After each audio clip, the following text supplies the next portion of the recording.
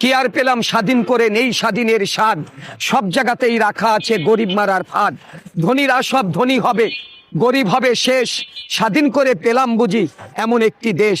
হাড় ভাঙ্গা পরিশ্রমে গরিব ছড়ায় ঘাম, রাজা আছে মহাসুখে প্রজা পায় না দাম।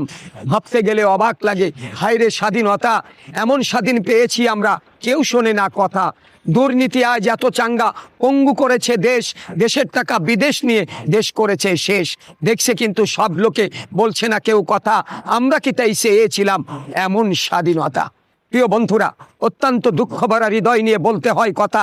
দেখুন, যে দেশটি 30 লক্ষ শহীদের রক্তের বিনিময় আমরা পেয়েছিলাম একটি লাল সবুজের পতাকা, আমরা পেয়েছিলাম একটি স্বাধীন সার্বভৌমত্ব রাষ্ট্র, কিন্তু আজ অত্যন্ত দুঃখের সহিত বলতে হয় আমরা স্বাধীনতার সুফল কতটুকু অর্জন করতে পারছি, আমাদের স্বাধীনতার সেই সুফল কতটুকু ঘরে এসেছে।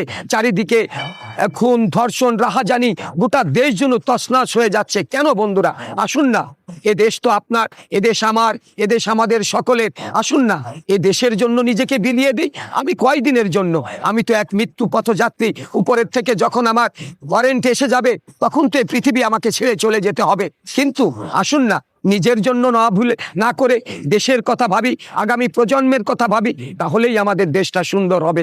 এই চিন্তা চেতনা নিয়ে আমরা যে যেখানে আছি সেখান থেকে যদি কাজ করি, তাহলে আমাদের দেশটা বিশ্বের দরবারে আগামীতে মাথা উঁচু করে দাঁড়াতে পারবে। এই হোক আমাদের সকলের প্রত্যাশা। আসসালামু আলাইকুম ওয়া রাহমাতুল্লাহি ওয়া বারাকাতুহু।